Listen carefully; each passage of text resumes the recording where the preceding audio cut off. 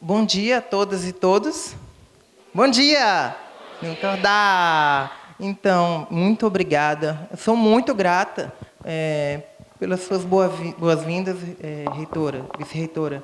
E por essa oportunidade de estar aqui com vocês no Recôncavo, né, nessa terra cheia de axé e de dendê.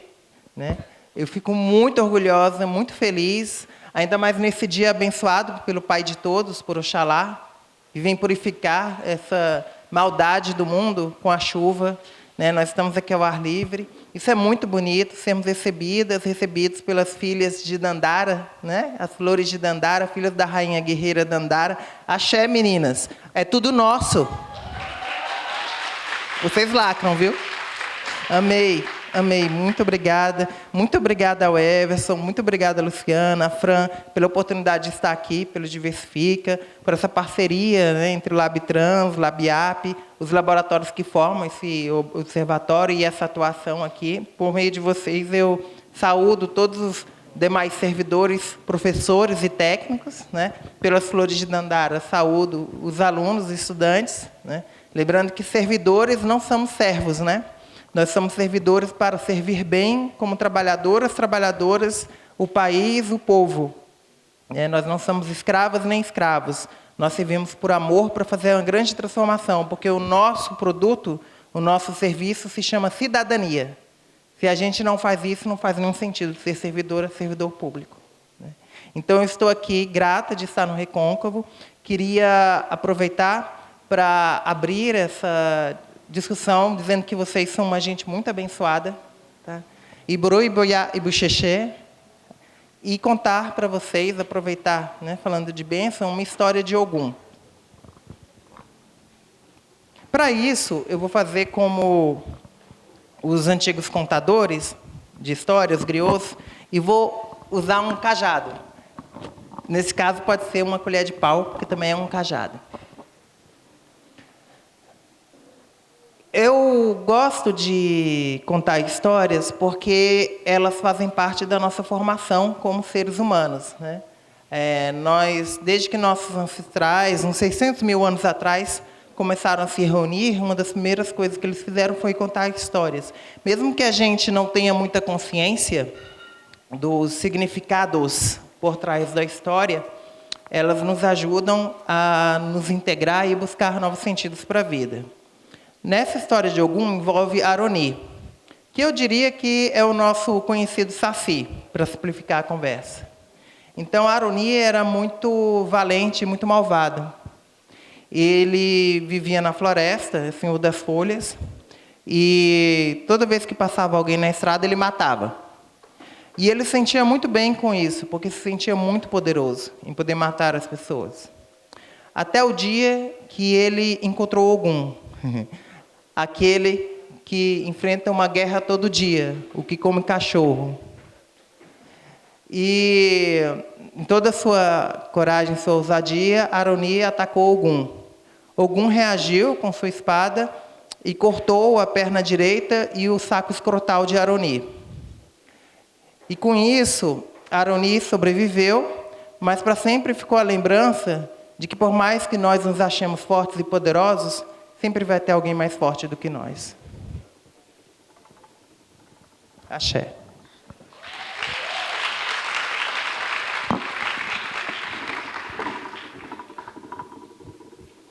Bem, eu não sei se eu devo me apresentar, professora, se tem uma orientação. Bem, eu aproveitando a deixa, né, das meninas, das flores e da Fran, lembrando que eu tenho muito orgulho e muita felicidade por ser mulher, né?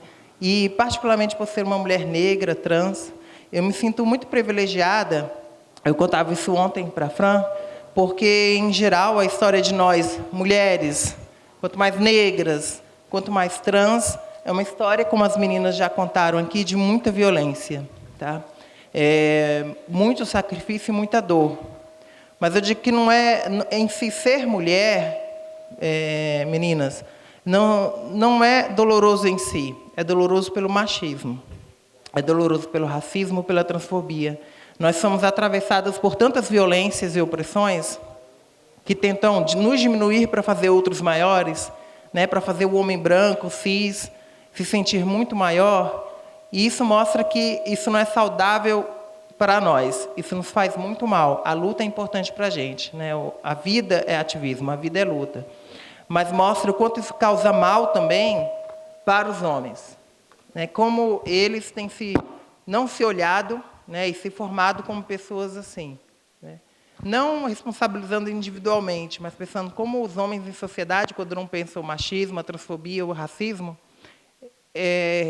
para eles é muito cômoda essa violência. Então, eu, né, em algumas dessas minhas interseções, né, eu gosto de, ao invés de ficar falando intersecção, falei ontem para o Everson, né, eu gosto de falar interseções, porque vem uma coisa de interseção, né? Estou fazendo uma sessão espírita também, que a gente faz uma encruzilhada de identidades, que é a gente, né? Nós somos uma encruzilhada de identidades. As identidades se encontram na gente, as centenas de identidades que nos cabem. Hoje eu vou ressaltar algumas, já ressaltei pelo menos 3, depois eu ressalto outras ali. Tá? O Everson pediu para mostrar um vídeo antes muito interessante, e só para reforçar, né, como a professora, a vice-reitora Vânia explicou, eu sou professora doutora do Instituto Federal do Rio de Janeiro, mas pode me chamar de Jaque mesmo.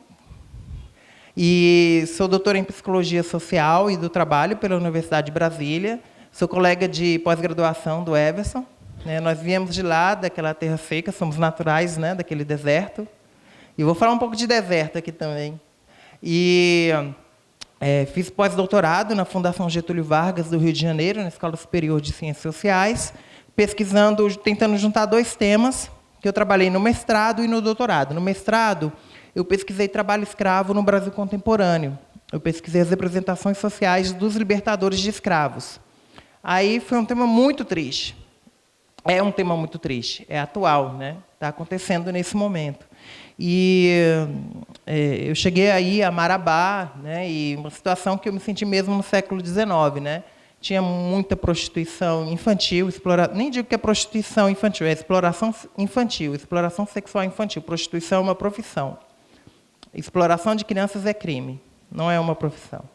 Então, tinha isso lá na frente do hotel. E, quando eu fui na Pastoral da Terra, que era quem atendia as pessoas que fugiam da situação de escravidão, teve um senhor, e por isso que eu me senti no século XIX, que chegou fugido da fazenda e falando, né, que não sabia para onde ir, que tinha ouvido falar da pastoral, porque ele não sabia se devia ir à delegacia, porque, às vezes, ele achava que podiam cobrar dele para poder fazer uma denúncia. E ele queria denunciar, porque é do humano denunciar. Nós resistimos. Resistir é da nossa natureza, da vida. Então, veja, isso é mais uma questão de cidadania, né? A gente entender que o Estado também cobra para a gente ter cidadania. Foi uma experiência muito triste. Minha orientadora chorou horrores, a Graça, na defesa. E aí eu pesquisei trabalho, então no doutorado eu resolvi mudar totalmente. E assim, eu vou sintetizar o caminho, quis pegar um tema assim, bem alegre e bem legal. Aí eu pesquisei as paradas do orgulho LGBT. Aí estão me perguntando, pulou de Lé para Cré? Foi isso mesmo. E aí foquei nos movimentos sociais e pensando como é a questão da política, num evento que prioritariamente é político, mas as questões de identidade, num evento que também é uma festa. E esse tema é muito interessante, porque, na verdade, as paradas, particularmente no Brasil, né, nós temos uma característica muito própria, que é diferente dos outros países. As paradas LGBT são festas políticas. São festas onde as pessoas, com dificuldade de expressar a sua liberdade no dia a dia, podem, pelo menos naquele momento, se expressarem. Tem muito a ver, na sua linguagem, com o carnaval. Não necessariamente na finalidade, mas na linguagem utilizada. E é essa linguagem que permite que tanta gente participe, inclusive a maioria, em geral, que participa nem é LGBT, porque o tema da liberdade é um tema humano, cabe a todas e todos. A liberdade de gênero, a liberdade de orientação sexual. E, no pós-doutorado, eu resolvi juntar as 2 coisas, pesquisar trabalho em movimentos sociais, e investiguei as políticas de trabalho do Conselho das Cidades, que é o Conselho do Governo Federal que pensa a política urbana. Então, sintetizando, essa loucura é minha vida acadêmica. Profissionalmente, eu comecei trabalhando como psicóloga da UNB, né, da Universidade de Brasília. Fui assessora de diversidade e apoio aos cotistas, fui gestora do sistema de cotas para negras e negros, tá? Coordenadora do Centro de Convivência Negra. Sempre participei de muitos movimentos sociais, sempre buscando aliar com o meu trabalho acadêmico, buscando juntar essa reflexão acadêmica, o rigor acadêmico, com esse pensamento, ação militante. E o que um pode contribuir para o outro. E não só essa visão unilateral que às vezes existe na universidade, que só a universidade está doando, né, para a sociedade, como se não estivesse aprendendo, como se a universidade, o Instituto Federal, né, de onde vem, uma instituição de ensino superior, não dependesse da vida para poder entendê-la e falar alguma coisa, e não só para ficar falando de si mesma, alienado da vida. Então, participei de vários movimentos sociais, eu fui presidenta do Estruturação, que é um grupo LGBT do Distrito Federal. Fundei e presidi a ONG Ações Cidadãs em Orientação Sexual. Fui presidenta do Fórum LGBT do Distrito Federal e entorno. Participei do coletivo Enegrecer, um coletivo muito importante da Universidade de Brasília, sempre envolvida nesses movimentos. Hoje, eu digo que eu sou mais uma intelectual orgânica do que uma militante orgânica. O meu ativismo é intelectual. Eu não estou mais ligada a um movimento especificamente, busco sempre ouvir e conversar com os movimentos da vida, que eu vou mostrar também alguns movimentos aqui. Bem, depois a gente pode fazer uma dinâmica de grupo, aí vocês perguntam o que quiserem para mim, tá? Aí eu falo, o que quiserem responder, eu respondo. Então, pode mostrar o vídeo, o arquivo?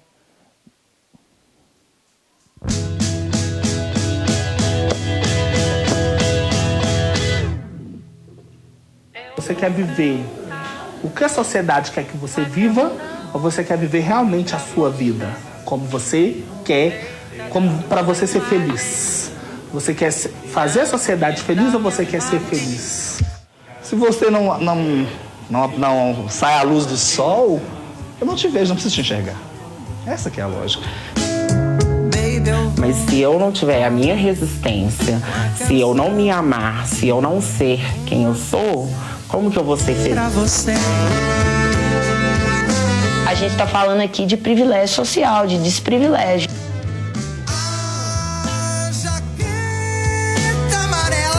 A gente tá lutando, tipo assim, gente, a gente pode viver também, nós também somos pessoas. É isso que a gente tá tentando deixar entendido para ver se as outras coisas começam a caminhar mais igualitariamente, né? O amor é a magia mais poderosa que tem. Então, enquanto a gente não encontrar o verdadeiro sentido do amor em sociedade, tudo em volta não vai funcionar. Não só o âmbito do preconceito, mas em relação a tudo. A dor da coberta. Dobra a sua raiva, a sua decepção, a sua tristeza 10 vezes mais do que você sente quando você vai no equipamento de saúde e você não é atendido. É isso que as mulheres trans, travestis e os homens trans sentem quando eles vão no equipamento de saúde.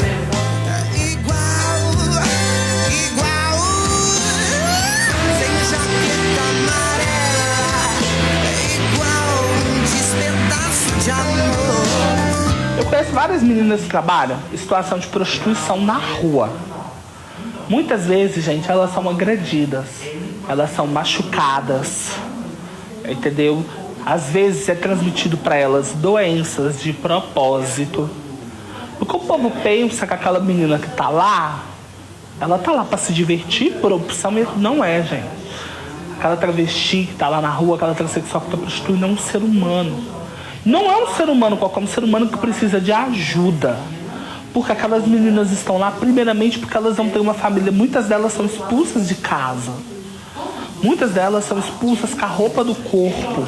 Chegam em Belo Horizonte sem um documento, sem um centavo. E onde que elas são acolhidas? A assistência social não acolhe.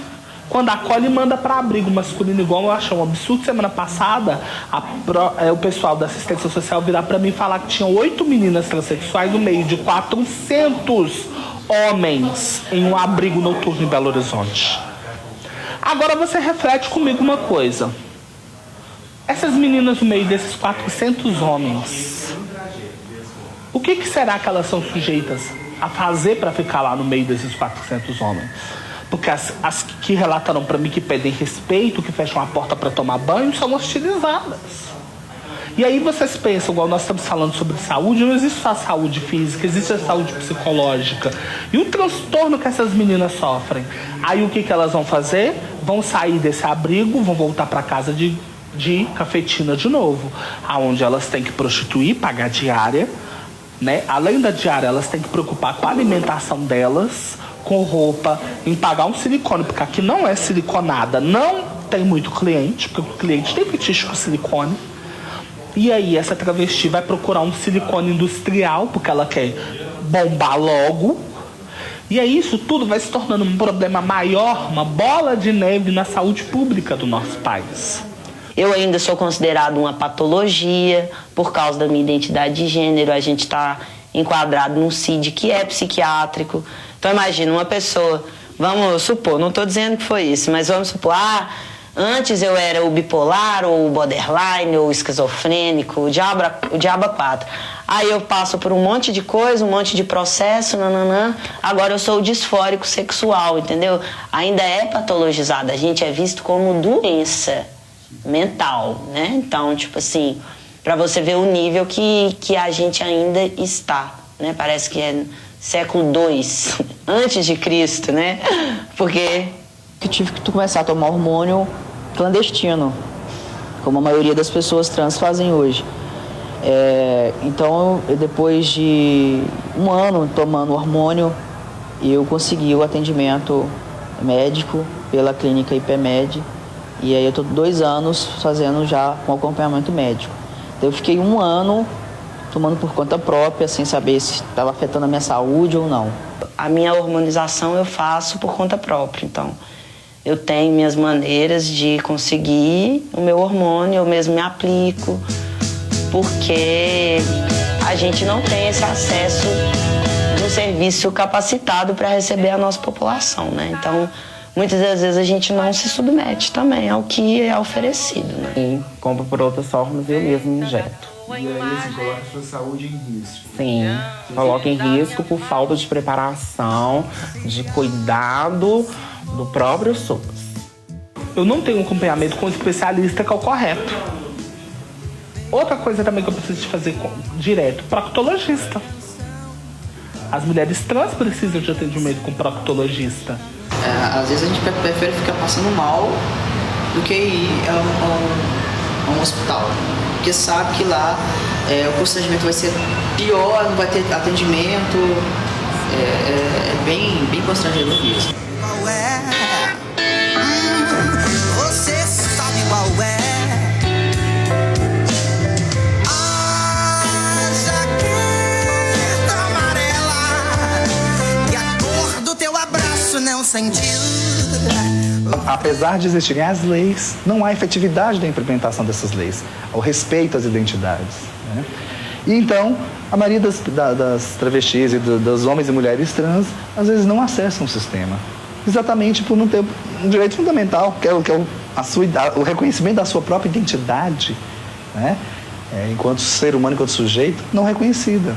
Porque os dados que a gente tem é que a comunidade travesti trans no Brasil tem uma expectativa de vida de 34 anos. Então a gente está tendo agora as pessoas, uma primeira geração que está conseguindo ter melhores chances de estender sua longevidade, estender seus anos de vida, aproximando a expectativa de vida média do brasileiro, que é de 72 anos. Só que essas pessoas travestis e transexuais estão envelhecendo com qualidade? Quais são os impactos, os resultados na vida dessas pessoas, na sua situação de saúde, doença, de anos de auto-hormonização, de anos de negligência de saúde, de anos de uma saúde mental afetada devido a toda transfobia, todo preconceito e discriminação que é reproduzido e institucionalizado na nossa sociedade?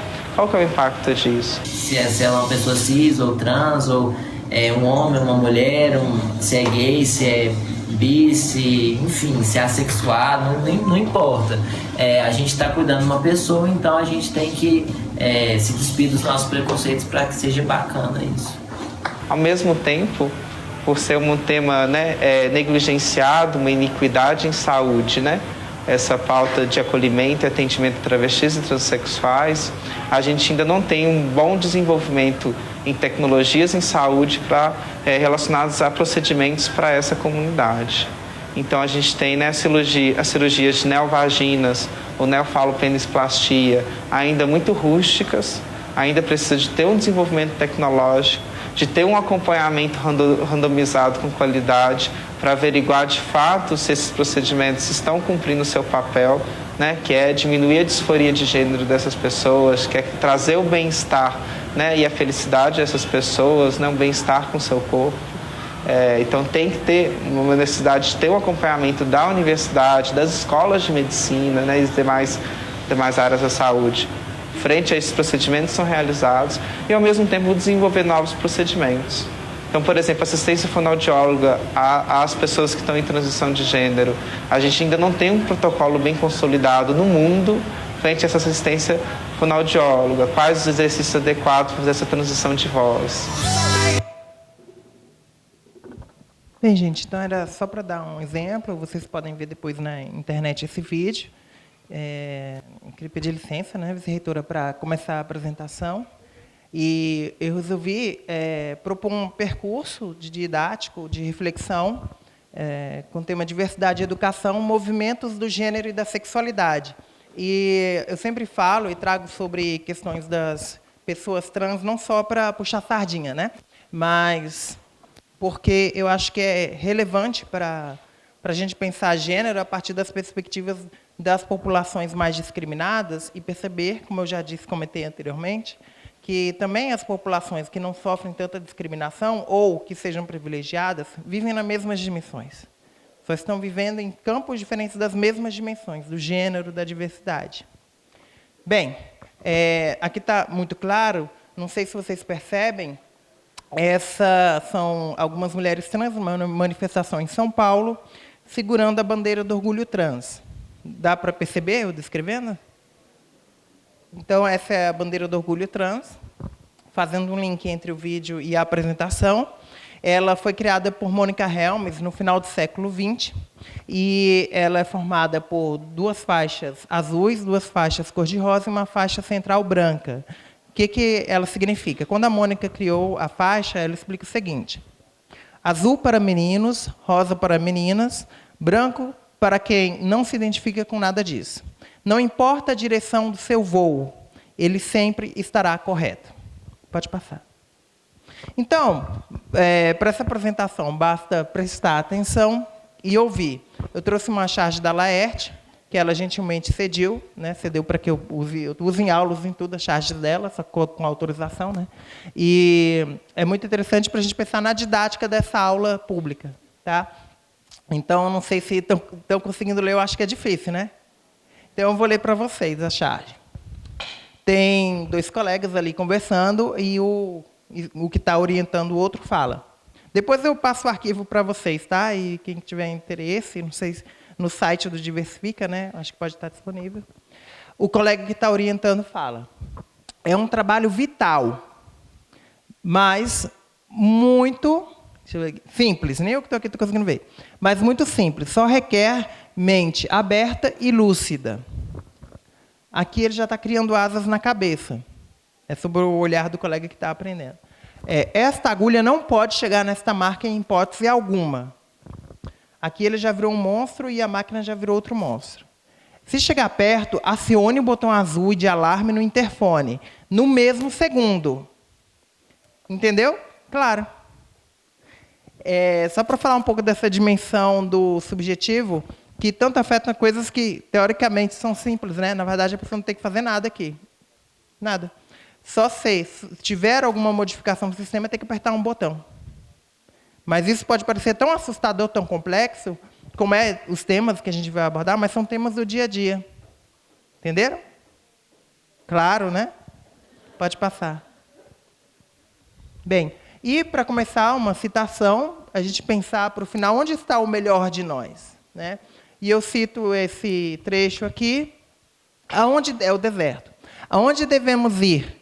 Nós que vagamos por este deserto, em busca do melhor de nós. o primeiro historiador. Isso é citado no final do filme Mad Max Estrada da Fúria, tá? De George Miller, de 2015. Então, é uma reflexão onde que a gente, nesse deserto do real, né, da vida que a gente vive, a gente pode encontrar o melhor de nós. E eu vou continuar, na verdade, né, essa caminhada reflexiva aqui. Pode passar. Eu trago uma ideia que vem do tarô, né, o Sol. No tarô, a carta do Sol, ela está falando das identidades que se encontram, né, de como ideias e identidades diferentes se encontram sobre o Sol e se irmanam ali. Então, essa ideia da gente refletir a diversidade, como as diferentes identidades podem se irmanar também juntas, embaixo do Sol, iluminadas pelo Sol. Quando elas já superaram o inconsciente, que no tarô é trazido pela Lua, e estão nesse mundo aberto consciente do Sol. Pode passar. Nós que vivemos nessa cultura, né, somos seres culturais, somos animais culturais, né, primatas superiores culturais. Nós podemos ter 10 mil vidas, nós poderíamos ter 10 mil vidas, mas é interessante que a nossa cultura nos leva a preferir sempre a que temos. Poderíamos ter 10 mil escolhas. Poderíamos ter nascido em 10 mil outros lugares e ser 10 mil outras pessoas. Mas sempre preferimos ser aquela que nós somos. É só uma característica nossa. Pode passar. Nesse contexto, onde que está a educação? No mundo de hoje, que é tão complexo, né? Que é formado pela sociedade do conhecimento, pela globalização.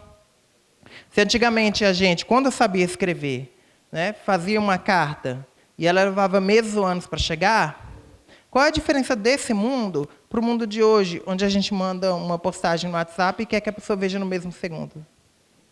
Tem muita diferença.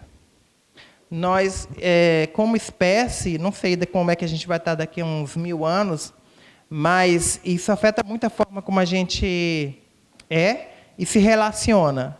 Né? O mundo de hoje, a sociedade do conhecimento, pós-industrial, é muito diferente daquela que já vivíamos há 30 anos atrás.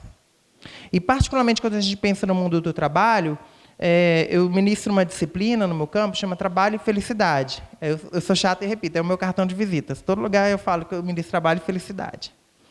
E aí eu falo isso. A gente pensa o trabalho hoje sem refletir que daqui a 20 anos, 40% das ocupações podem ser feitas por um robô.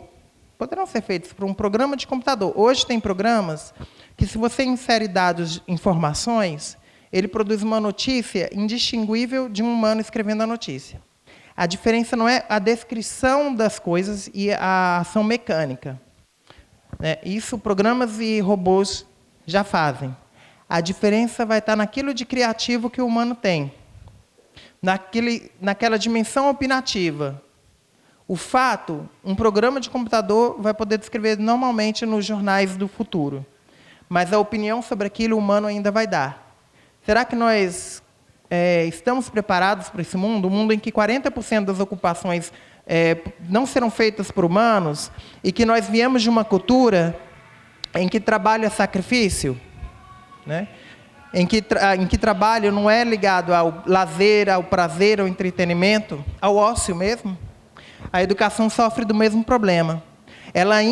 E educação não é só escola, não, tá? Que eu vou falar da escola. A educação, de forma geral, principalmente na escola, ainda se prende muito às paredes, quando as pessoas vivem nas redes. Então, é um desafio para o professor, para a professora, sair da lógica de ser a principal fonte de informação para ser apenas um intermediário, né? Uma intermediária na interlocução das milhares de informações que tem aqui na nuvem nesse momento. Tá? Porque não tem informação para isso, e a escola que a gente tem, a educação que a gente pensa, não está ligada nisso. Apesar da informação estar em todo canto. Pode passar. Onde que está a escola nisso? Né? Ainda está nas paredes. Ainda não está conseguindo lidar com as redes. É um grande desafio da escola. E é um desafio que não é só dos professores, não. É um desafio de todos os trabalhadores da educação e também de todos os estudantes. Pode passar. Nós, então, temos muita informação. Temos sobre diversidade, sobre qualquer assunto. Mas a gente compreende, essa é a grande questão da sociedade do conhecimento. A gente tem muita informação, mas não quer dizer que a gente selecione informações que sejam mais úteis para a gente, né? A gente, por exemplo, podia estar agora vendo a Fátima Bernardes, mas não, está vendo a Jaqueline. É uma opção. Vocês poderiam estar vendo lá o programa, ou é Bem-Estar que está passando agora? Na Globo. Eu só fico falando da Globo. Gente, eu não sou funcionária da Globo, não, tá? Ela me paga algumas coisas, mas eu não trabalho para ela, não. Bem, então vamos passar. E aí eu entro para a identidade, coloco uma colega gari. No Rio de Janeiro, o movimento dos garis, que se chama Círculo Laranja, é da Conlurb, a empresa urbana de limpeza. Eles se entendem como agentes de saúde ambiental. Nada mais perfeito para a gente sair do estigma que o gari é o que cuida dos nossos resíduos. Nessa lógica de castas, de que essa casta é que cuida da sujeira e é inferior a gente. São aqueles que cuidam da nossa saúde. Tá? E uma mulher, uma colega negra, e identidade basicamente é a resposta à pergunta, quem eu sou? Quando alguém te pergunta, quando você, um dos vocês, né, um dos nós que a gente tem, nós, pergunta para a gente, quem sou eu? E aí a gente escolhe, dentre as centenas de identidades, na Índia, que são muitas culturas, não é uma cultura indiana, né? São muitas culturas, seria das milhares de identidades, quais delas são mais relevantes no momento, a gente escolhe algumas e diz, por exemplo, eu poderia dizer, no meio acadêmico, né, exigir não dizer, por exemplo, para a vice-reitora, né, eu falei, não, pode me chamar de Jaque. Eu poderia falar assim, não, me chame pelas minhas titulações, comendadora, professora, doutora, Jaqueline Gomes de Jesus, vírgula, PhD, dona da porra toda. Mas não, pode chamar de Jaque mesmo. Tá bom. Depois eu falo outra identidade que eu gosto muito, das muitas. Bem, então, identidade social, como o Tadifel fala, o que significa identidade social?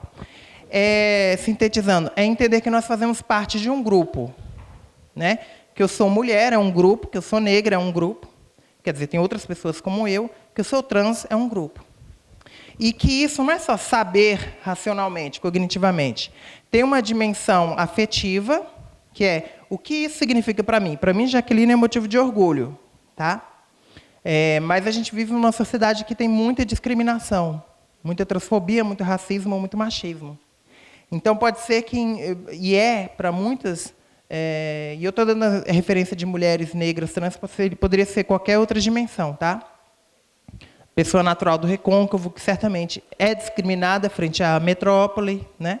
E outras questões colocadas. Mas essas dimensões têm um valor afetivo e, ao mesmo tempo, tem uma escala avaliativa. Eu avalio até que ponto é relevante lembrar e trazer essas dimensões em dados momentos. Então, identidade social é informação, é afetividade e é avaliação também. A gente avalia, sente e pensa a nossa identidade a todo momento. Nós somos seres que avaliamos qualquer hora, né? A gente está se olhando aqui, está se avaliando, né? Bem, diversidade é o elemento fundamental da identidade. Nós somos humanos porque somos diversos. E isso é uma grande contradição, porque, apesar de todas e todos sermos diferentes, em geral, quando você está num grupo privilegiado, você só vê o outro como diferente, né? Como se você não fosse diferente. Como se a diversidade não nos constituísse. Então, o Gordon Allport, lá nos anos 50, que é um psicólogo social, já falava, o paradoxo fundamental da diversidade é que somos todos iguais, porém diferentes e únicos. É um paradoxo, mas é um fato. A vida é paradoxal. Né? A gente, aqui na academia, tenta classificar a vida, que é múltipla, né? As interseções. Então, as identidades estão misturadas, na realidade, indistinguíveis. A gente que, no nosso pensamento, na nossa lógica cartesiana, classificatória, que para poder explicar isso, verbalizar, a gente classifica, é importante. Mas, na realidade, é tudo misturado. E, na questão da nossa diversidade humana, nós somos iguais, porque somos iguais. Todo mundo aqui é humano, é igual. Mas, ao mesmo tempo, cada um de nós é diferente, porque faz parte de grupos diferentes, e somos indivíduos únicos. Nenhuma outra pessoa é igual a gente. Esse é o paradoxo fundamental. Essas duas autoras, a Loden e a Rosner, elas focaram em algumas dimensões que elas consideram primárias na diversidade humana, que a gente podia pegar milhares aqui. Vamos focar nessas que elas colocaram, que elas consideram muito relevantes para a nossa percepção identitária. Idade, né? Nós vivemos, o Brasil é uma sociedade adultocêntrica, nós valorizamos o adulto. O adulto é aquele que tem fala. Nós, como sociedade, que eu vou falar, tá? Como cultura. Enquanto quem está nos polos extremos, as crianças e os idosos, a gente vê como os tuteláveis, né? Quando um grupo é tutelado, ele é considerado como aquele que não tem direito à fala, que não pode decidir por si mesmo. Cor-raça, somos racistas, né? Principalmente com relação à população negra. Etnia, somos etnocêntricos, né? Temos uma experiência cultural eurocêntrica de valorizar coisas que a gente, no nosso entendimento, não quer dizer que seja assim lá na Europa, sejam entendidos como europeus, e europeus pode ser lido também como norte-americano, tá? Gênero, somos uma sociedade machista, né, que desprivilegia valores relacionados àquilo que a gente, nessa cultura, considera feminino, né? Desvaloriza mulheres. Tá? Orientação sexual, somos uma sociedade, eu digo que é heterocêntrica. Por que heterocêntrica? Porque não é que a gente só valorize mais a heterossexualidade do que as outras sexualidades. A gente, basicamente, na verdade, no fundo, ainda considera que só existe uma sexualidade, que é a heterossexualidade. As outras seriam vistas como distorções dessa sexualidade. Tá? Como se não fossem sexualidades tão plenas quanto a heterossexualidade. E habilidades físicas, que é outra dimensão, né? Se a gente não consegue construir um espaço em que todos possam vir, essa é a grande discussão da acessibilidade, que não é só para as pessoas com deficiências aparentes, mas para todos e todas. Se a gente não constrói um espaço assim, a gente está dizendo que tem pessoas que a gente não imagina aqui, que não deveriam, na verdade, inconscientemente para a gente, estar aqui. Isso é muito importante, fala muito para a gente. As questões de acessibilidade, que são para além do físico, que são para além de rampologia, de pensar rampas. Teve que a nossa ideia de espaço. Pode passar. Então, uma pergunta. Quem é você, Jaqueline? Eu gosto muito dessa resposta. Ninguém está conseguindo ver, não? Então, meu amor, eu sou professora de feminismo, tá? Pode passar.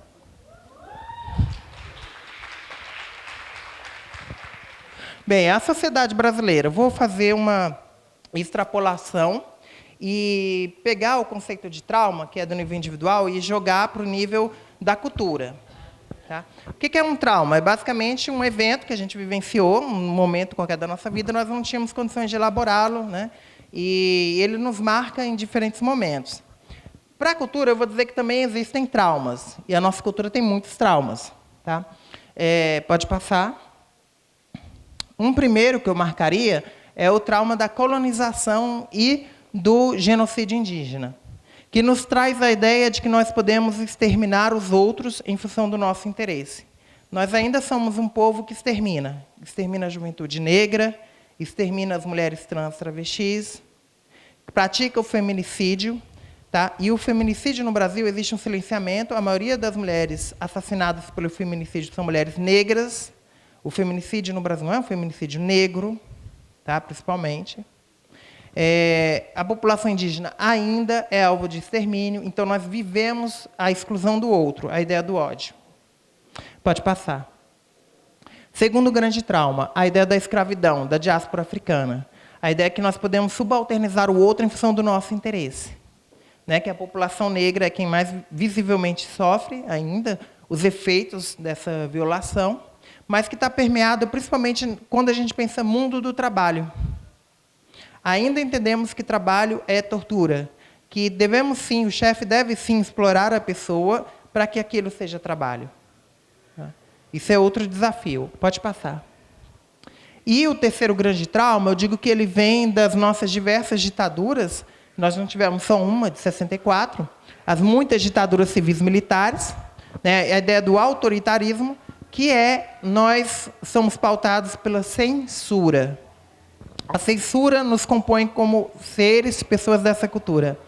Nós acreditamos que há coisas que não devem ser ditas, tá? Que não devemos falar de certas coisas. Isso principalmente no campo da política. Tá? Isso é muito forte para a gente. Isso que justifica, por exemplo, que numa instituição de ensino, pode ser qualquer outra, tá? Hajam muitos casos de assédio, de violência ou até de estupro e não sejam denunciados porque aquela pessoa, o chefe, é o diretor, é o professor, tá? E que seja silenciado. Que existe uma lógica de não apoio às mulheres, principalmente, que são alvo das violações. Tá? Pode passar. Então, eu só pontuei alguns sintomas, por exemplo, que eu achei relevantes, depois vocês podem ler, do racismo para as pessoas negras, que vão desde depressão, distúrbios cardiovasculares, imunodeficiência, diabetes, problemas do sistema respiratório, dificuldades na aprendizagem, transtornos psicológicos, uso abusivo de drogas. São efeitos que não são genéticos, tá? São efeitos de um fator social, o racismo, sobre uma população. Pode passar. Mas também as pessoas brancas são doentes, quando não percebem o privilégio e não enfrentam o racismo. E a doença do branco, né, parafraseando Gilberto Gil, essa doença do branco é o ideário da branquitude. É a ideia de que porque é branco é melhor do que o outro. Sendo hegeliana mesmo, voltando um pouco no Hegel, é a ideia de que eu dependo de um escravo para me sentir humano, para ser senhor. E isso é extremamente adoecedor. Essa pessoa nunca vai ser plenamente humana. Ela sempre vai depender de outro para ser alguém. E isso não é ser pleno, não é ser tudo, não é ser humano. É como, em geral, a gente faz em relacionamento.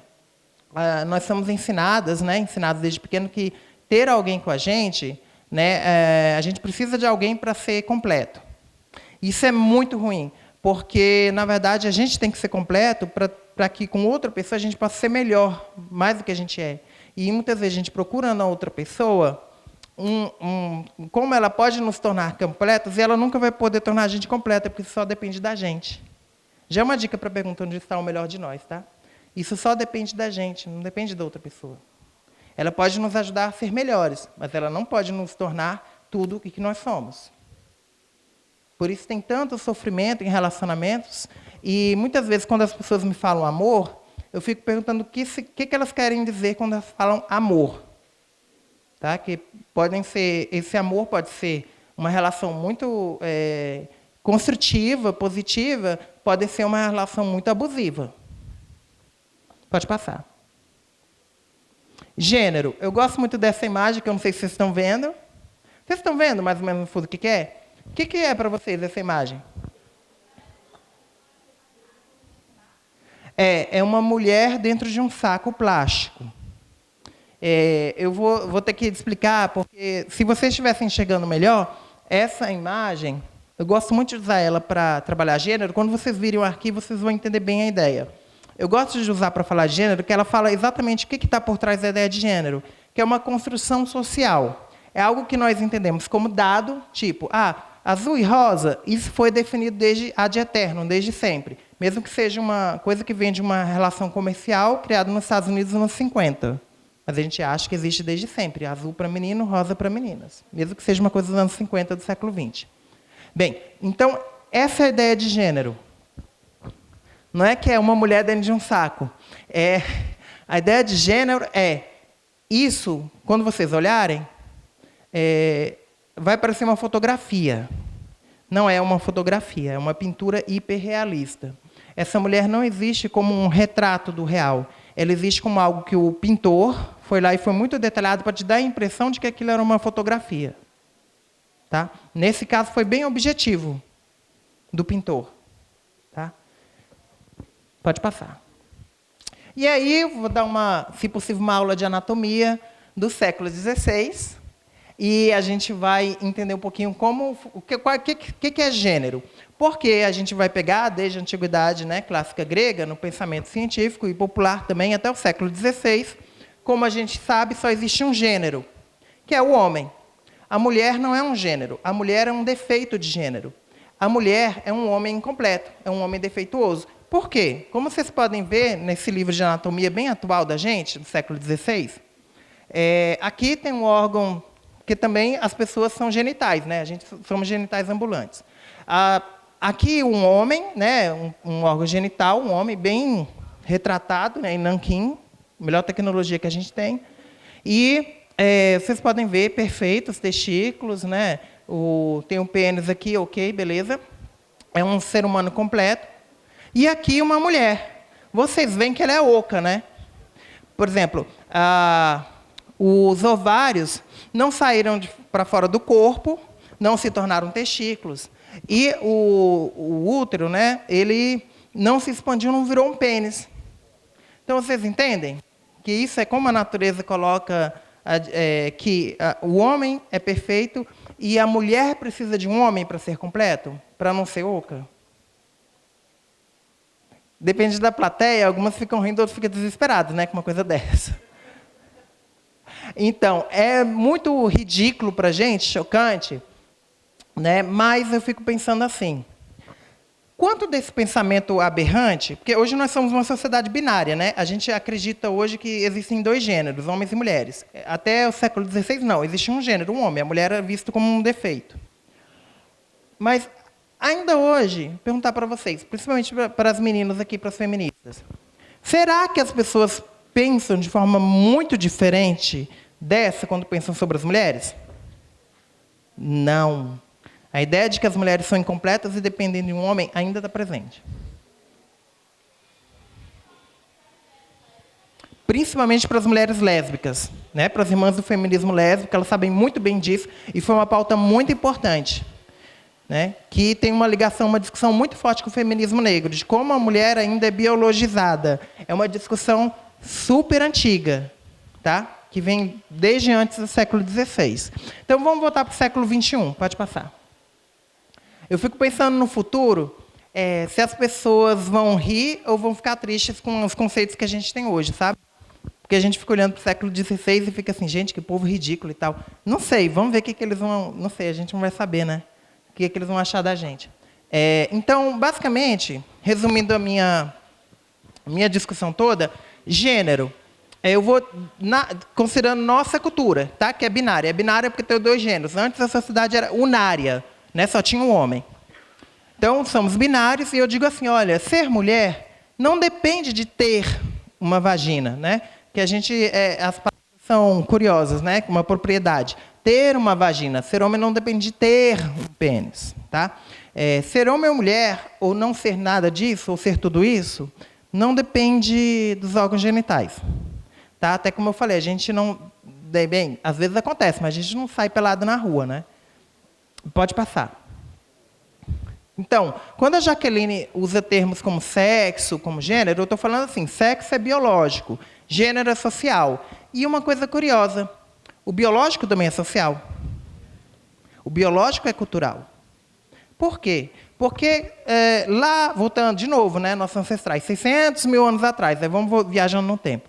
600 mil anos atrás, estavam lá, nossos ancestrais, lá na tribo, né? Hoje a aldeia é global, mas na aldeia deles de 15, 20 pessoas, né? Vamos ver que aqui era uma aldeia bem grande, né? A gente aqui é uma hiperaldeia. E lá na aldeia deles tinham condições ambientais, cujas as condições que estavam postas para eles lá na savana, lá na África, e ambientais e de relacionamento entre eles, constituíram não só o nosso corpo, né? Mas formas de pensar, inclusive, que a gente reproduz hoje. Basicamente, os estereótipos, preconceitos e discriminações. Essas formas de ver o mundo do humano têm muito a ver com os ambientes que eles viveram e as escolhas que eles tiveram para sobreviverem. Então, os genes, ao contrário do senso comum, eles vão se conformando também de acordo com o ambiente. Eles não são estáticos. Tá? Apesar de muita gente achar que é um mandado divino também, que os 10 mandamentos estão codificados, né? Gataca. E aí eles vão se conformando, e isso é uma questão de cultura, de relacionamento, não só questões ambientais, que são culturais também, mas também de vivência entre as pessoas. Então, mas só para um comentário à parte. Quando eu falo sexo, eu estou me referindo a cromossomos, né, conjunto de dados genéticos, para os seres que são sexuados, tá? Nem todo ser nesse planeta é sexuado. Alguns níveis químicos, que são os hormônios, e o tamanho dos gametas. Aqui é campo de saúde, né? Então eu faço essa pergunta para todo mundo, porque biologia é um novo pensamento social, né? Quando a gente pensa em gênero. Antigamente era o pensamento religioso, hoje é o pensamento científico. Mesmo que a gente não saiba nada de biologia, é isso que a gente usa para falar de gênero, principalmente.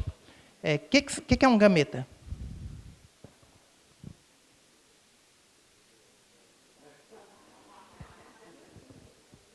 Vai lá, gente. Saúde. Gameta.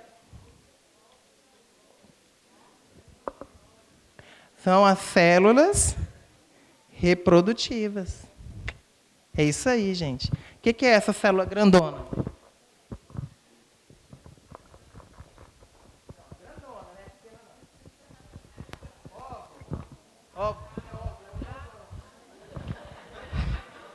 E essa pequenininha? Espermatozoide, é pequena. Tá? Isso é gameta. Bem. Gênero. Gênero é assim, é basicamente, sintetizando também a história toda. Desde o nascimento, meninas e meninas são ensinados a agir de determinadas formas. Aprendem os papéis de gênero que mudam com a cultura. Isso, basicamente, é o que determina gênero. Pode entrar, Fran. E a construção das diferenças entre homens e mulheres, ela é social. Tá? Ela é construída pela cultura e é social. Ela não é biológica. Tá? Inclusive, a biologia é afetada por essa relação social. Pode passar. Relações de gênero. Vamos pensar no Brasil hoje. Né? Homens e mulheres ainda são vistos a partir de oposições fixas, apesar de que tem mudado muito a ideia de que homens são grupos totalmente diferentes de mulheres. Isso, dependendo da sociedade, também mudou muito esse conceito. Uma característica que a dona Haraway fala, que é interessante a gente pensar, como em muitos casos também o próprio conceito de mulher, ele é usado para universalizar mulheres. Ou seja, não existe um tipo de mulher. Né? Não existe a mulher hiperreal. Ela é um ideário, mas ela está na propaganda, ela está no cartaz, no marketing, só que ela não existe, ela não está aqui agora. Né? Só que esse discurso, ela critica, muitas vezes, da mulher, sem considerar a diversidade das mulheres, ele serve, às vezes, de desculpa para dominações sobre as mulheres. Tá? No Brasil, a gente tem rediscutido relações de gênero, tem contestado muitas condições de vida das mulheres, principalmente. Porém, permanece a discriminação de gênero. Mulheres ainda ganham menos do que homens, principalmente as mulheres negras, segundo o IBGE. Né, a mulher negra, no Brasil, ela ganha 1/4 do que ganha um homem branco. O homem branco é a referência de renda. Né? E tem maior risco de desemprego. A mulher é aquela, ainda existe esse padrão, a mulher é a cuidadora, o homem é o provedor. Então, geralmente, o chefe, vou demitir alguém, vou demitir a mulher, porque ela tem que cuidar das crianças, eu tenho que manter o pai de família, o homem que vai prover a casa. Tá? Geralmente, a mulher é a primeira que é demitida, e as mulheres é que são muito submetidas a violações que não são ditas. Né? Pode passar. Embelezamento.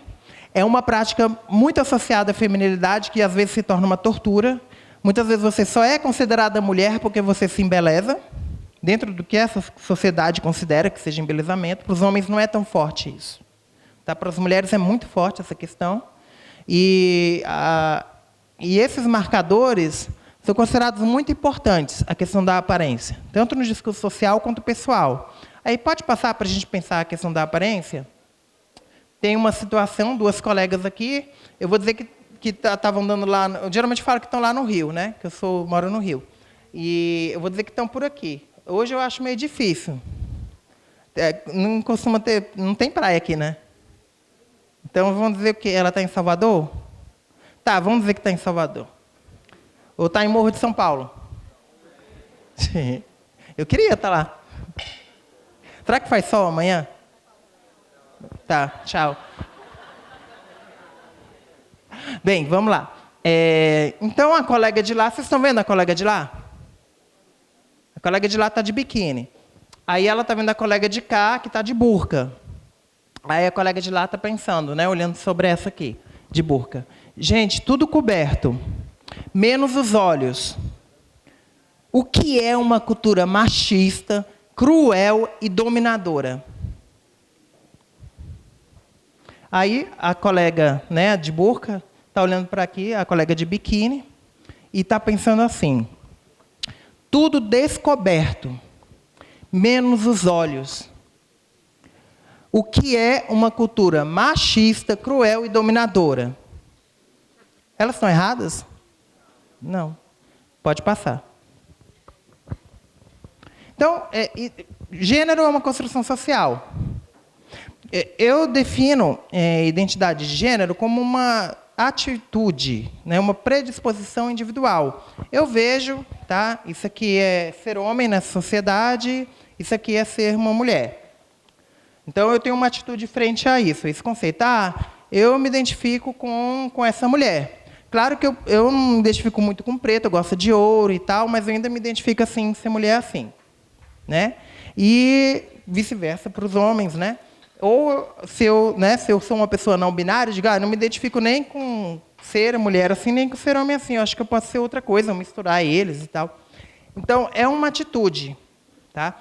E uma atitude, ela depende dos elementos também que estão postos para se repensar. É muito difícil para as pessoas não binárias para a gente pensar a generidade, sendo que tudo nessa cultura é generificado. Tá? É uma discussão interessante.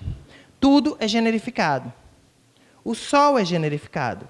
A lua é generificada. O Nietzsche já falava, né, como a gente... o filósofo Nietzsche, né, como a gente olha com riso, né, e com ridicularidade os antigos que diziam que o sol era um homem e a lua uma mulher. Mas a gente generifica as coisas ainda hoje. Tá? Então, assim, sou homem, sou mulher. É uma resposta a essa pergunta, identidade de gênero. Todas e todos temos identidade de gênero. Até a pessoa não binária tem identidade de gênero, porque não está se identificando. Cisgêneros é um termo criado pelo movimento transfeminista para marcar o lugar da pessoa que não é trans. Porque quando eu só falo do grupo que é alvo da discriminação e não falo do grupo privilegiado, fica parecendo que o grupo que é privilegiado é o ser humano, é o grupo humano, eles são a gente, eles são os normais. E a gente que tem nome, que foi rotulado inclusive por eles, nós somos os anormais doentes. Isso acontece muito com as pessoas trans.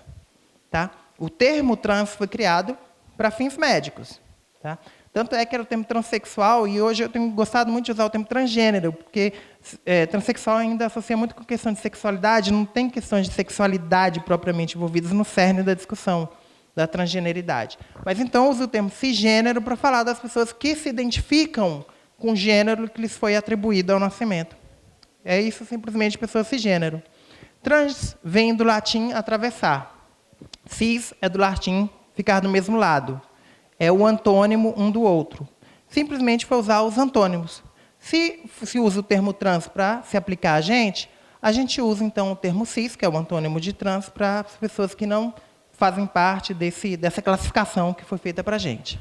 E tanto as pessoas cis como as pessoas trans têm identidade de gênero.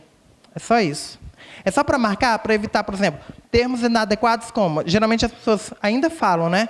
A pessoa é trans, aí a pessoa que não é trans, aí, que é muito, não tem nada a ver, fala a pessoa é um homem heterossexual, para contrapor com um homem ou uma mulher trans, né, ou uma mulher heterossexual. E não tem nada a ver, porque a gente está falando de gênero, quando está falando de pessoas trans, e heterossexual está falando de sexualidades. E não tem nada a ver, porque as pessoas trans, inclusive a maioria, são heterossexuais. É como se a pessoa trans não tivesse sexualidade, que é outra questão, que acontece muito com as pessoas negras. Se despersonaliza muitas coisas da identidade de pessoas negras. Tá? Bem, então, quando a gente se refere a homens, mulheres trans, a gente também tem que se referir a homens e mulheres cis.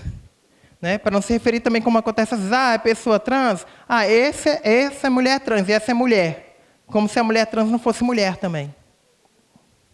Pode passar. Bem, então vou mostrar algumas pessoas, tá? Trans e cis, fazer uma exposição para vocês. Essa mulher trans, a Ariadna, ela está fazendo a cabeça dela, aqui em Salvador, foi há alguns anos, ela é modelo, ex-BBB. Vocês sabem onde é que ela está agora? Não, né? Mas aí ela, uma mulher trans, pode passar. Essa é uma mulher cis, Dilma Vana Rousseff, ex-presidenta da República. Eu peguei uma foto legal dela. Bem atual. Bem atual, né? Eu não mudo essa apresentação, eu deixo as imagens já faz alguns anos. Você vê que sacanagem, né? Mas eu mudei coisas para vocês, tá? Tem coisa que é só para vocês. Mas essas imagens eu deixei, porque todo mundo no Brasil vê essas imagens e fica pensando, por que eu escolhi isso, né? Buscar um significado. Porque eu fui fixada na Dilma. Aí ela é uma mulher cis. Pode passar. Um homem trans, vocês devem conhecer o João Nery, ficou muito conhecido, é psicólogo e escritor. Ele tem um livro que chama Viagem Solitária, vocês conhecem?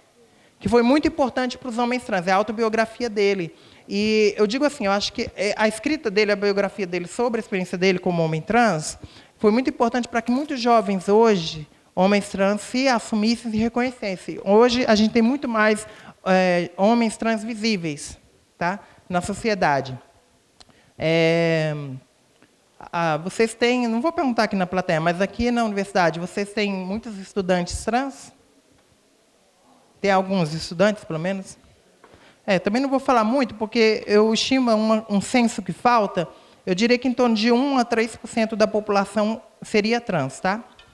De 1 a, no máximo, 3%. Falta um censo mais preciso. Então, teria que ter uma representatividade baixa mesmo. Mas tem, né? Tem mulheres trans aqui como estudantes?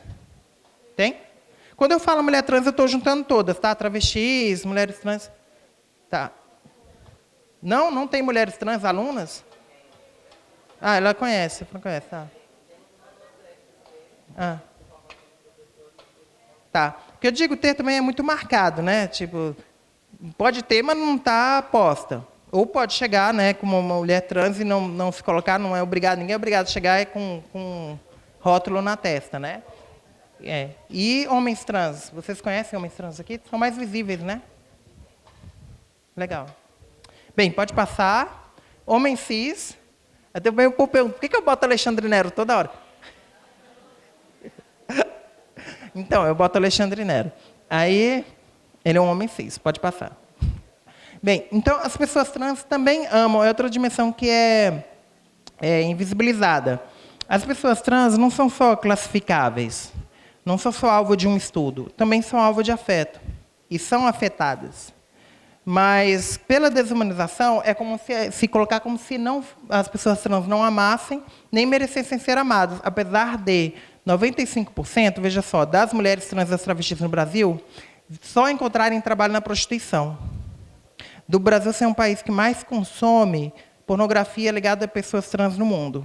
E, ao mesmo tempo, é o país que mais mata mulheres trans e travestis no mundo. Tem várias questões, a gente que é trans entende, vivencia muito isso, de questões de atração de pessoas, né, cis, de forma geral, com relação a gente. Só que é uma questão muito complexa. Que tem a ver com a exotificação dos nossos corpos, que, por um lado, seria legal essa coisa das pessoas se sentirem atraídas, né, de forma geral, pela gente, mas acaba sendo uma coisa muito perniciosa, muitas vezes, porque ela se torna uma exotificação, no sentido de explorar esse corpo. Não de ter prazer com essa pessoa, para além desse corpo, mas explorar esse corpo. E, muitas vezes, não aceitar esse afeto, esse desejo, e partir para coisas como um assassinato. Tá? Então, essa imagem, depois vocês vão ver, eu trouxe uma imagem da Giovana, que é uma menina, uma estudante de pedagogia aqui de Aracaju. Ela é fofa, é um amor, Giovana. E ela é militante, está com o namorado, o Rafael, e vocês podem ver a história deles no site do Neto Lucon, que eu pus o link aqui, depois vocês podem ver. Você pode pôr aquele vídeo? Eu trouxe um vídeo que eu achei super bonito, só vou botar porque é romântico, que deixa eu explicar para eles antes, porque está em italiano. Vocês viram que está no site do Neto Lucon. Ele é um jornalista muito bom, se preocupa muito com as questões das pessoas trans. Vocês podem procurar o site dele. E aí esse vídeo foi uma matéria feita lá na Itália, muito legal, de uma surpresa que o namorado fez para a namorada no cinema. Né? Ela é trans e ele fez uma surpresa. Ela estava no cinema esperando ele chegar para eles verem o filme, estava já nervosa que o filme ia começar. Aí começou a ser exibido um filme, antes do filme. E o filme era ele falando deles. Não sei se vai dar para ver.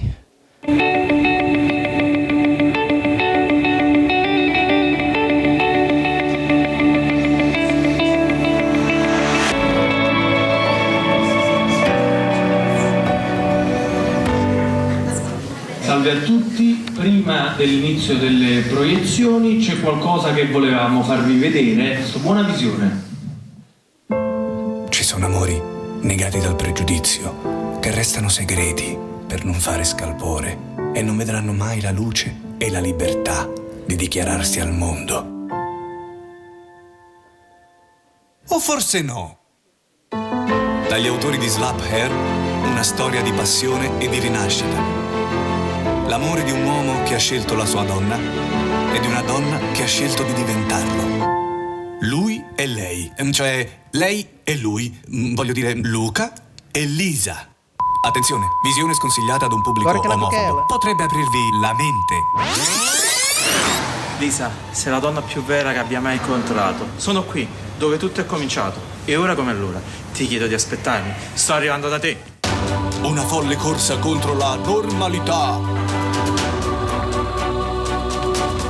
Un amore che supera le ingiurie. Che scavalca ogni divieto.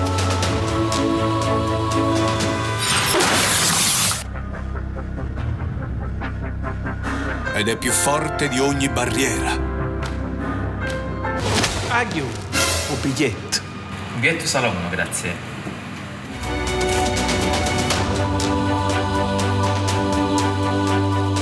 Tá chegando na sala de cinema agora. Pegar pipoca.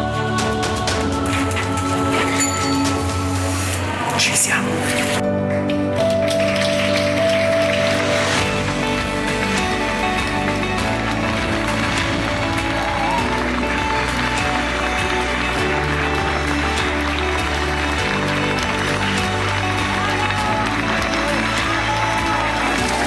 Amore mio, sono 4 anni che siamo insieme e ti dichiaro il mio amore in qualsiasi modo, dalla mattina alla sera.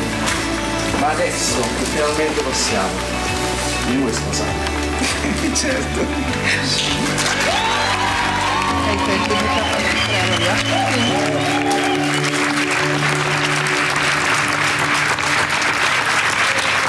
Depois vocês vêm com calma no computador.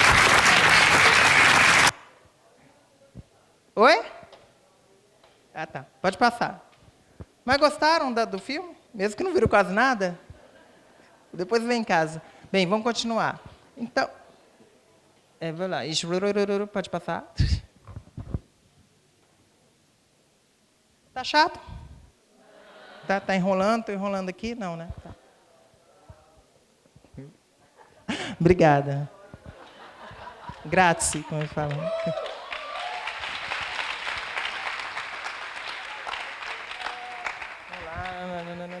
Pronto, aí pode passar, Giovana. Então, no Brasil, os corpos, as pessoas, vou parar de falar de corpos, a gente é aqui, né?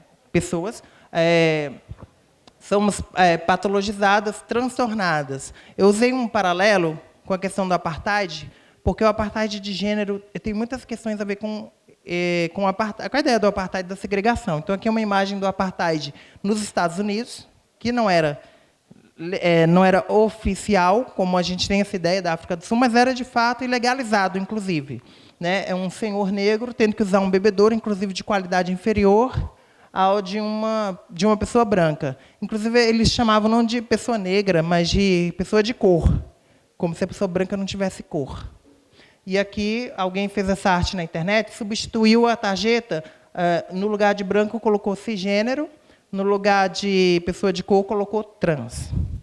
Então, existe ainda essa segregação muito grande e desumanização das pessoas trans. A ideia de disforia de gênero, alguém falou aqui, né? Acho que foi no vídeo, né? Foi no vídeo falado a ideia de disforia de gênero. Disforia, eu diria que é o oposto da euforia.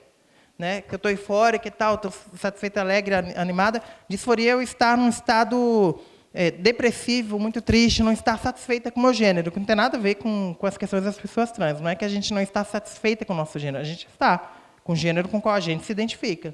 A questão é que a sociedade, muitas vezes, quase sempre, nos impõe padrões de gênero ou não nos permitem viver o nosso gênero. E é isso que causa sofrimento, não é a nossa identidade que causa sofrimento. Tá? Então, existe uma luta muito grande, principalmente na área da saúde, para se pensar as pessoas trans para além da patologização. Para se entender, e existe um princípio no SUS, que se chama o princípio da integralidade em saúde, que você deveria atender as pessoas a partir da sua integralidade como sujeitos, a questão da saúde integral. Por que, então, não atender as pessoas trans como pessoas que têm demandas particulares? E não só porque tem um CID associado. É até estranho, porque, oficialmente, o Conselho Federal, o Ministério da Saúde, ele diz que o Brasil não necessariamente segue a classificação internacional de doença, não é subordinada à classificação, mas usa em tudo. Legalmente, inclusive, para atestados e tudo, tem que ter um número de CID para ser válido. Tá? Então, é uma questão colocada, pode passar. Existe uma campanha internacional de ativistas, de militantes, de pesquisadores contra a patologização.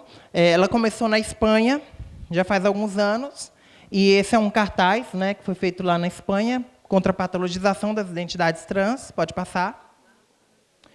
O Conselho Federal de Psicologia, ele participa da campanha, e tem um site que vocês podem procurar depois, que é Despatologização das Identidades Trans e Travestis. Pode passar, tem vídeos, textos. Lutas atuais da população trans. A adoção do nome social em órgãos públicos e privados. Tá? Vale dizer que o nome social ela é uma proposta que veio do movimento trans, já nos anos 90, do século XX, tá? E que hoje se tornou mais visível. Tá? E ela só existe porque... o termo, eu evito dizer o termo gambiarra de direitos, que é um termo que a minha amiga, né, a Berenice Bento, nossa grande pesquisadora, ela usa para falar, mas eu diria que é assim, porque o movimento propôs o nome social, porque o Brasil ele não assume a responsabilidade por criar uma lei que garanta o direito da pessoa trans e retificar o seu nome nos cartórios, tá? De retificar o registro civil. O registro civil é um nome. O Brasil ainda usa o conceito de sexo nos documentos, não de gênero. Então, retificar o nome e o sexo no cartório, né, nos documentos do cartório. Ainda não tem uma legislação.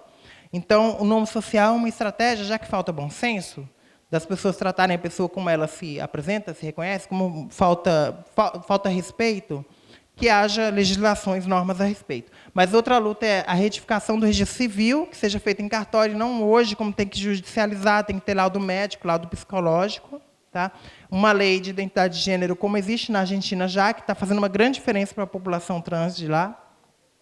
E existe o projeto de lei João Nério, do deputado João Willis e da deputada Érica Cocai, está parada no Congresso. Essa legislatura que a gente tem, legislativo sempre é um poder muito retrógrado, mas, particularmente, essa legislatura, que é parte de um projeto de poder, de fundamentalismo político-religioso, que tem aí uns 20 anos, dificilmente vai aprovar uma legislação como essa, ou como outras, como o PL da Gabriela Leite.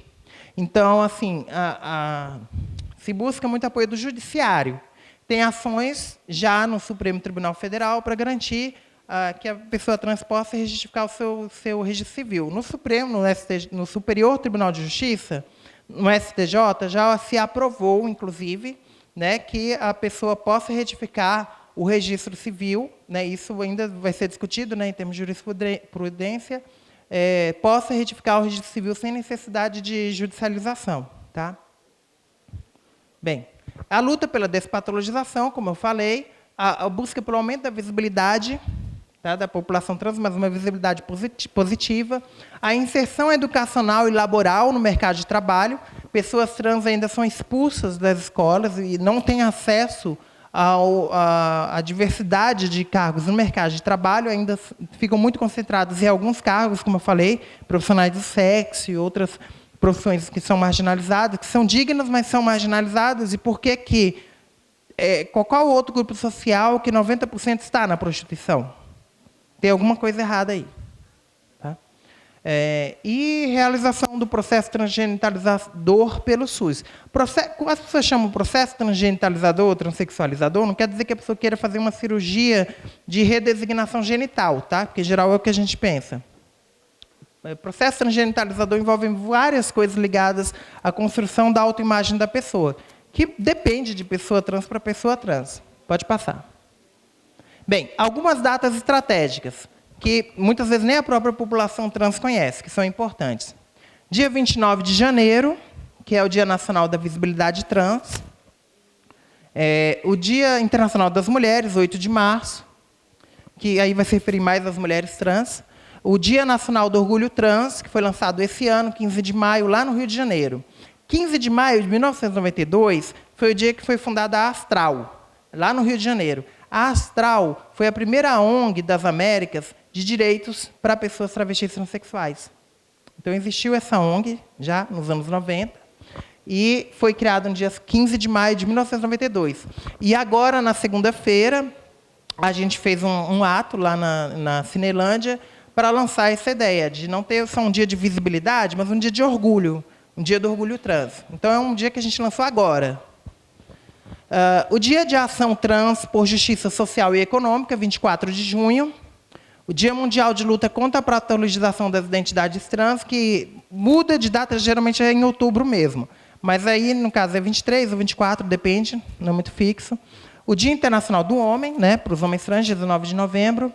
E o Dia da Memória Transgênero, que no Brasil eu acho bem legal, que é o 20 de novembro, coincide com o Dia da Consciência Negra. Ano passado, eu estive na Conferência Internacional Sexbox, e a gente fez uma cerimônia para lembrar, o Dia da Memória Transgênero é para lembrar as pessoas trans que foram assassinadas no mundo inteiro.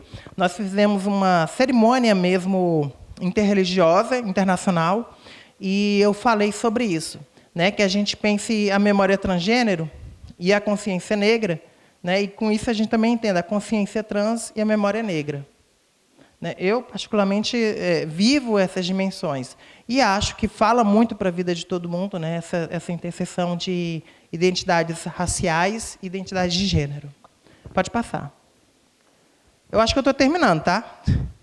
Bem, então, crianças trans, eu vou passar rapidamente. Pensando na coisa da educação, são mais visíveis agora. Né, no Brasil, recentemente, a gente teve muito visível no Fantástico, uma menina, raramente eles mostravam imagem das crianças, e a gente pode falar depois no debate, nos Estados Unidos é mais visível, uma menina ótima, chama Mel, e no Fantástico, aquele programa Quem Eu Sou, quem é que viu? Que é sobre pessoas trans, muito bom, a menina é ótima, eu queria adotar ela. Bem, a Coy Meffes, essa aqui, pode passar, dos Estados Unidos. Jazz Dennings, que é muito famosa, quem tem acesso a canal pago, ela tem um reality show, essa menina é uma militante, tá? Ela tem um reality show, você vê o dia a dia dela, a vida dela. Eu sou Jazz, pode passar. Que tem um livro sobre a vida dela, que ela escreve, né, a luta dela para ser reconhecida como menina trans, pode passar. Dyson, que eu não estou dizendo que seja uma criança trans. Dyson é simplesmente um menino que gosta de se vestir de princesa. Ele só se coloca assim. Então, para a gente pensar também nas infâncias, nas crianças que não necessariamente são conformes a gênero. Ou seja, todas as crianças. Porque a gente é que conforma os estereótipos de gênero nas crianças. Então, a mãe do Dyson, né, apoiou, não, pode passar. E aí ele usa roupa de princesa, ele gosta, e ela também lançou um livro, Meu Filho Princesa, numa tradução livre. Pode passar. E aí eu só falando, né, da importância da gente lembrar que os pais, principalmente, que não se deve tentar mudar a identidade da criança, porque isso gera mais sofrimento e estresse e danos para o adulto, pode passar. Que o papel do profissional de saúde e do profissional de educação não é mudar a identidade das pessoas, mas criar ambientes seguros para que aquela criança seja ela mesma. Esse é o desafio que a gente tem, que é muito difícil. E buscar apoio dos pais e responsáveis para que eles também entendam e discutam as questões. Pode passar. O problema não são as crianças, o problema não é a identidade de gênero, o problema é a forma como a sociedade reage a elas. Pode passar. E, para fechar, rapidinho, sexualidade, fazer um teste para vocês participarem, não ficar só eu falando, que eu fico falando aqui toda hora.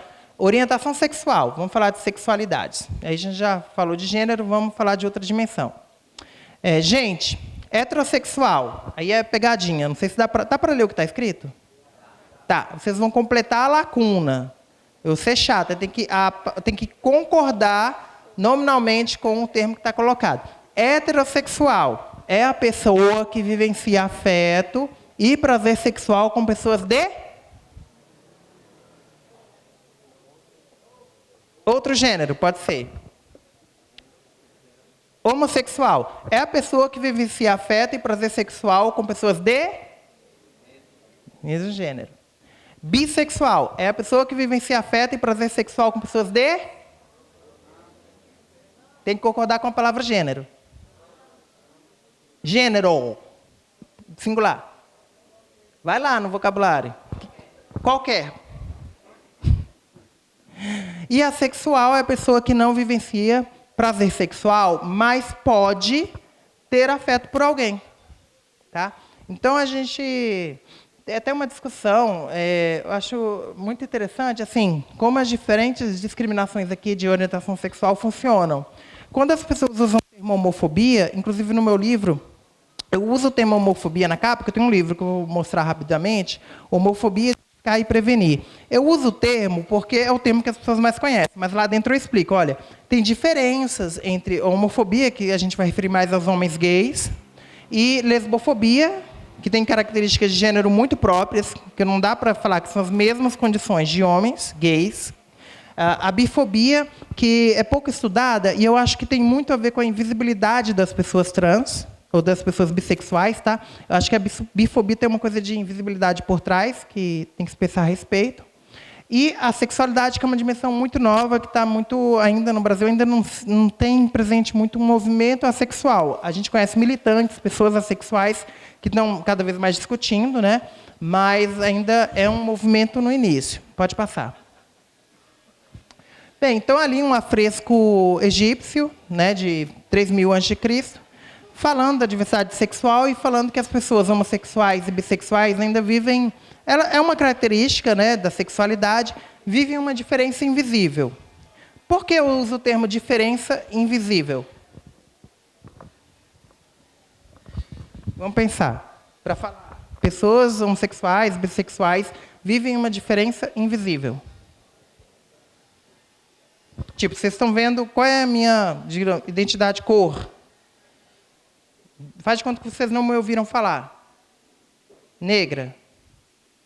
Vocês me olhando sabem qual é a minha orientação sexual? Não. Só sabem que eu sou trans também porque eu falei, né? Mas, então, assim, a marca das orientações sexuais é essa. Não se vê a orientação sexual das pessoas, tá? Quando a gente supõe, tem muito a ver com estereótipos que a gente tem com relação à sexualidade, que é uma coisa cultural, que não necessariamente representa a sexualidade da pessoa.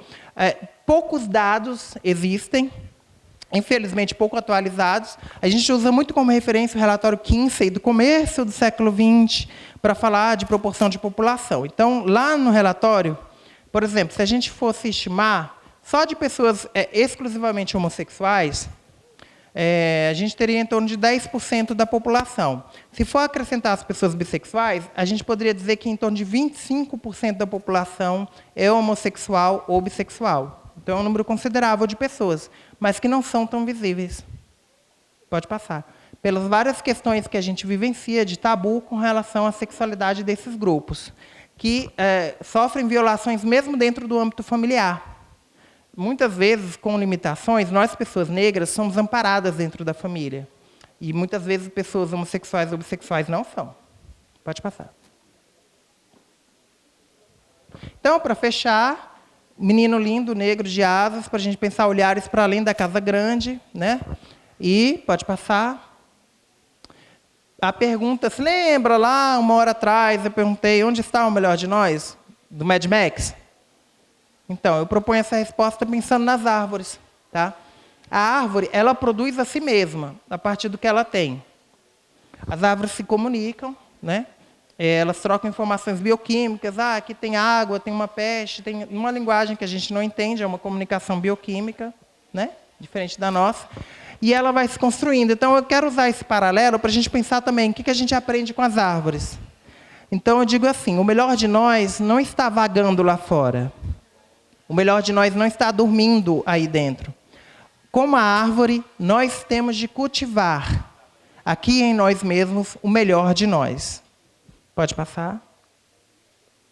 Entenderam? Claro, pode passar. O meu livro, O que é Racismo, eu vou dar um exemplar aqui para vocês, né?